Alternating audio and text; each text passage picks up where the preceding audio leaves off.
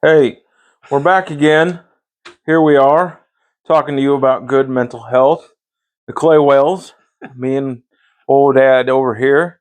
I'm Jay, he's Barry. It is, what is today? June 6th, 7th, something like that? Yeah, Uh, something like that. okay. It's the 8th. Hey, it's the 8th of June. And first things first, I want to point out that June is actually Men's Mental Health Awareness Month. Ah, So, we acknowledge that there are men, such as ourselves, that have been struggling before, and these are two coping mechanisms, if you will, two coping strategies that we've come up with that serve us very well. They are very different, but they are able to be used in tandem, and we note and try to explain and encourage that they are very beneficial. I use the keeping of a journal. I write every day before I go to bed for the day, and I rehash my day. I kind of revisit some or some bright spots, and maybe process out some rough patches.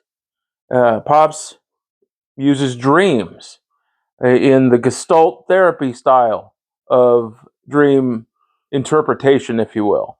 And this is just sort of a reminder that we're out here doing this for our benefit as well as yours.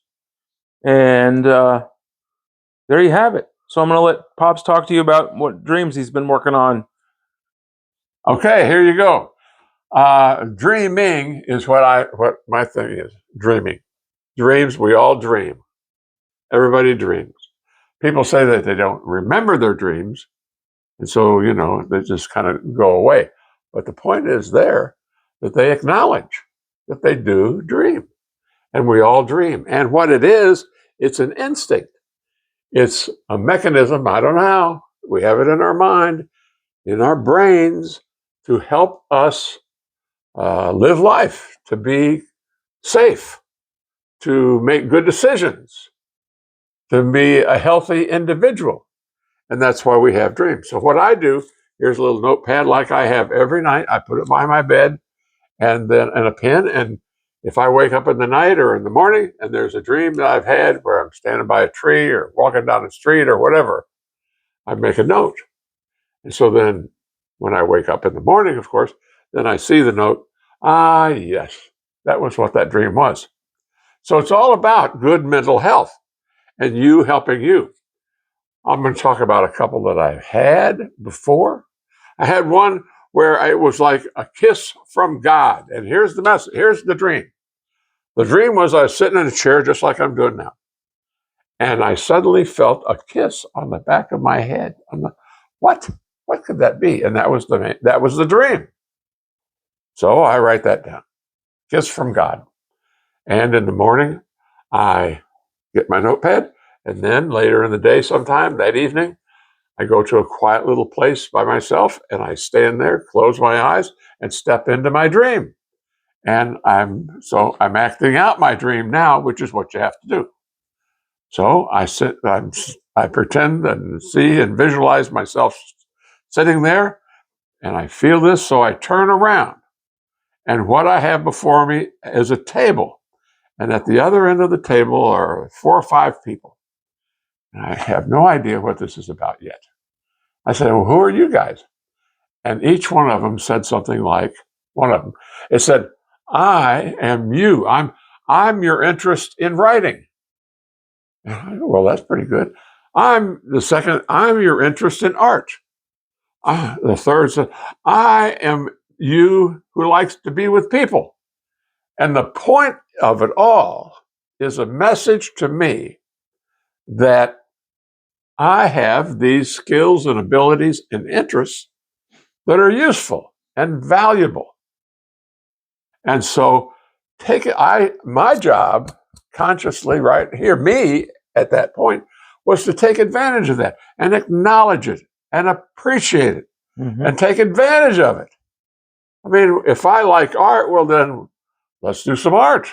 If I like writing, let's do some writing. Because that's a skill, that's an ability, that's an interest that I have. I had a dream just recently.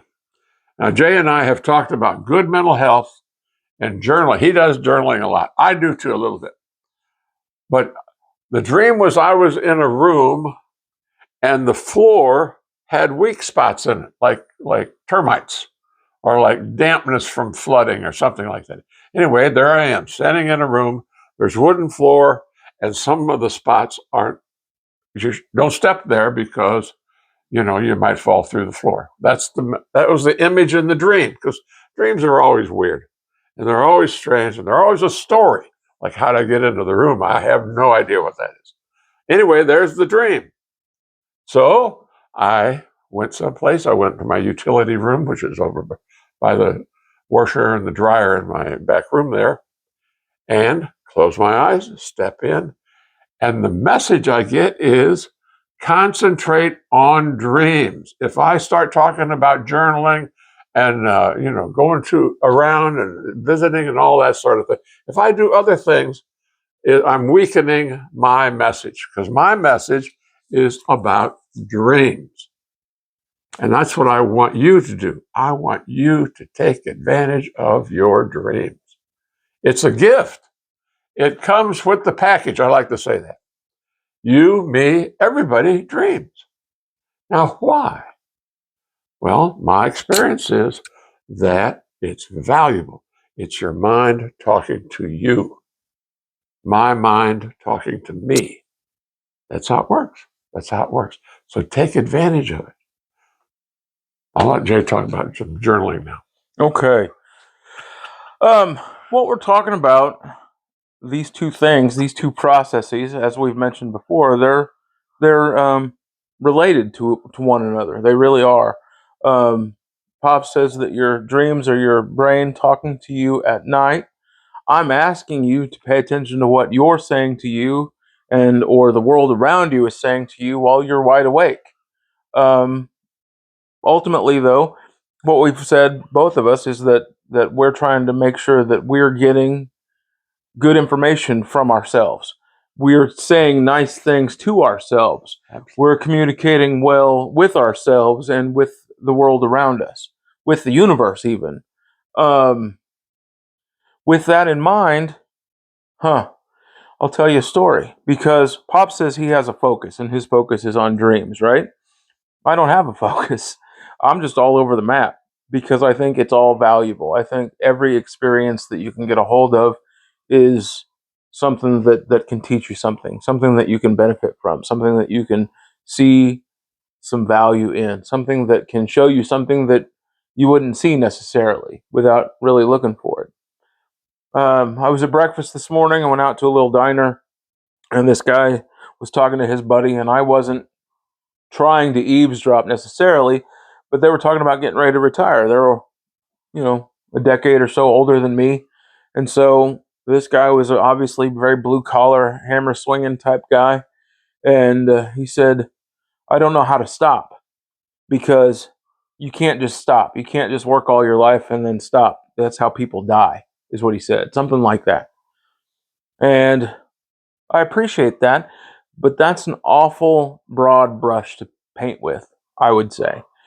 I would encourage that man, whoever he is, to go find things about himself and about the way he thinks and feels about the world at large that he likes to do, like art or music or writing or stamp collecting or just whatever the hell it is. It doesn't even matter. But it's certainly not all about swinging a hammer. It's really not. Just like my job isn't all about whatever social services work I'm doing or whatever mental health work I'm doing, because I do those things for a living, yes. But in order to take care of myself and process out any bleakness or darkness or glumness or whatever word you want to use that I might have picked up throughout the day, it's the journal. It's my own method that keeps me happy and healthy. So ultimately, I guess we're jumping around here subject wise, or maybe I'm rambling, whatever you want to say, but it is important for you to find you. And this is part of that. This is an encouragement of that, an encouragement of using these tools, this information, just the fact that we're aware of it, Pops and I, and we're trying to make you aware of it, whatever it is ultimately, is where the benefit lies, where it is. So we hope you're paying attention. We hope you like it. We hope you enjoy it. I'm going to let Pops tell you a few more things, perhaps, and then we'll bounce off of one another, maybe one more round, and see where we go. Jay's observation about you are the most important person in your life. You of course, you love your parents, or you love your children, or you love your spouse, or whatever. But they are keeping track. They're trying to hold on to themselves. They're paying attention to themselves. So you are the only one that can really take care of you. And that's what this is about. I'm asking you to kind of listen to your mind at night and note your dreams. And Jay saws, note the day and see what's going on around you, and then appreciate it so that you benefit, because you are the most important person in your life, and you are your responsibility. Yeah. I mean, nobody's going to take care of you. Maybe parents and so forth did when you were children, but you're not a child any longer. And the person that you have to take care of is you. Mm-hmm. Now, you know how we watch TV and you always get commercials. Here's my commercial. I want you to send off and buy my book, Dream Therapy. I wrote a little book, easy as pie. And here, I've made signs. Rushprinting.net. Rushprinting.net. They have copies of my book. They printed it, and Rush Printing did it. And so contact them. Contact them. Now, here's another sign. I love my signs. I've looked on the internet for dreams, and all I get is old Sigmund Freud. And he was not right. He was absolutely wrong. Frederick Perls, on the other hand, was right. So I encourage you to look him up. And then what he practiced under was this Gestalt psychology. Gestalt psychology. So look at that, and you'll see it's all there for you to do. And it's not that hard. It's not hard. You just have to accept the idea that dreams are something of value, because they are. They come with the package. They're an instinct. They come with the package, and you've got it. Mm-hmm. So take advantage of it. Now, Jay and I don't know what he meant by bouncing off, but we'll see what that amounts to. Here he goes again. Okay. The benefit, the therapeutic benefit, the coping mechanisms that you'll develop, the self-awareness, maybe a gain in confidence. That's what I'm talking about. That's what we're both talking about. These ideas lead to other ideas, really, and they lead us to make better decisions about what we're going to do with ourselves, what we're going to do with our time, and how we're going to invest our emotions and our selves, just overall. You'll note that if you apply a little discipline, right, and do this daily, you'll see some changes that you can actually see. It's like lifting weights, right, or any kind of exercise, or doing something that you're not comfortable with. A gain in confidence first feels like fear. First feels like fear of the unknown, because that's what it is. But then soon enough, it's not unknown. It becomes known. It becomes comfortable. It becomes a learning opportunity, something that you're aware of the benefits of.